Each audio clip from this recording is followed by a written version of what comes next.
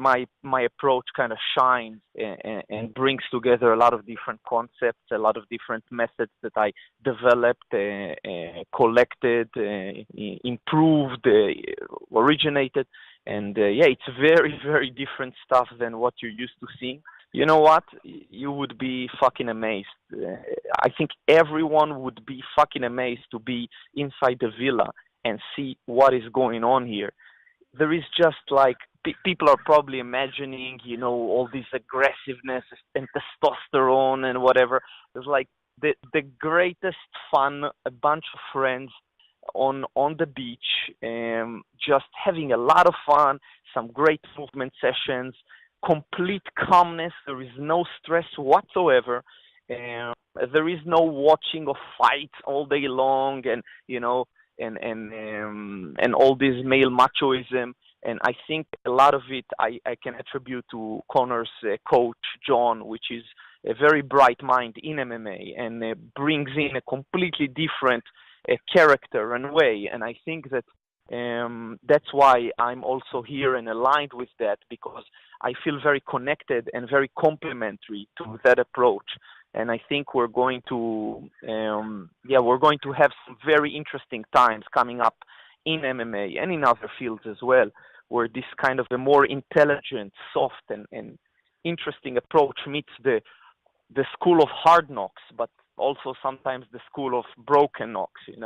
Open-mindedness, very humble in practice, very different from the showman that he also excels in. He has an attention to details that is not common within MMA. A lot of intelligence, super confident, able to focus on the essential and the right thing versus saying just a right thing, which is very common nowadays. It's something that I talk a lot about in my teachings as well. I think he's able to pinpoint and isolate that essential thing, that centerpiece, and put all of his focus there, even on the price of underdoing and undoing other things. Yeah, very, very much determined, invincible in his mind, and I think it comes into the octagon.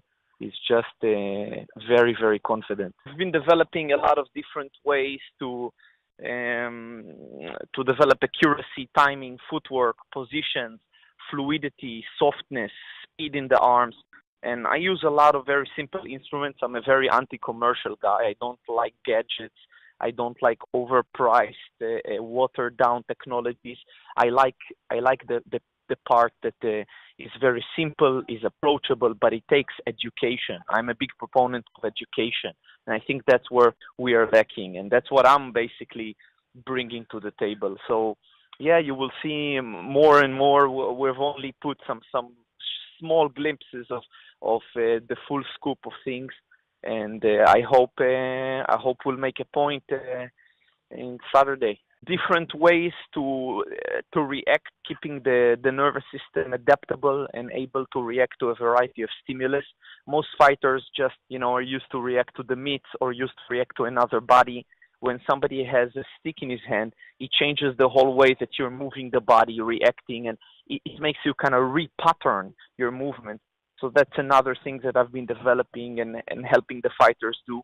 It's of course a supplementary method to keep people developing outside of the box. And it's nothing to replace sparring, partner work, traditional boxing, meat work, etc. All of this stuff is great.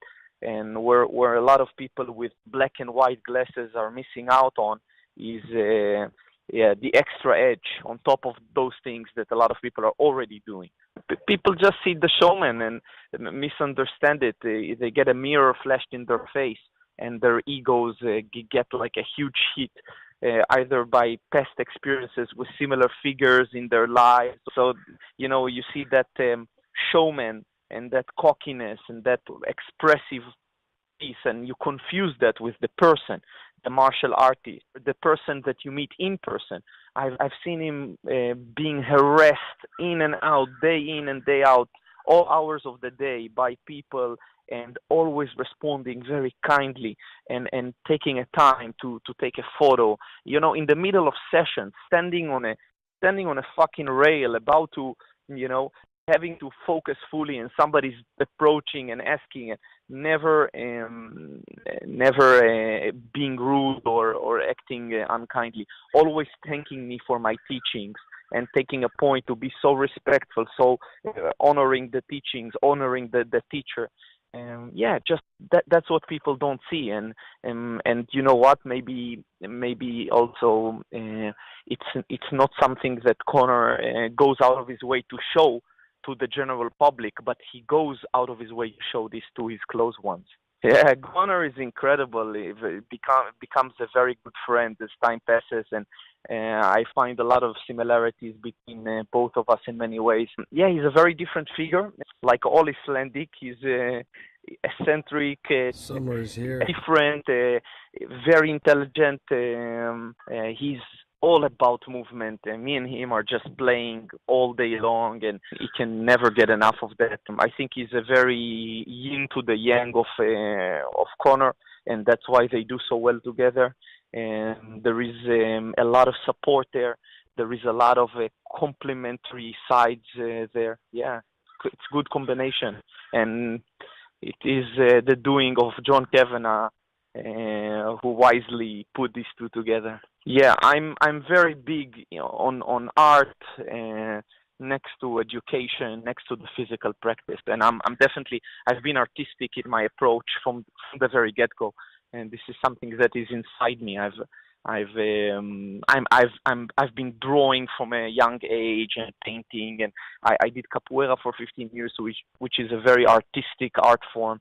I can sing, I play music. I just love the art, and I think this is something that is very much missed in MMA, and is also since Rickson is not there anymore, and he's been a big part of bringing that artistic side versus just the jock, just the athlete. I think this is coming back, and Conor is very much connected to that mindset, the artistic mindset.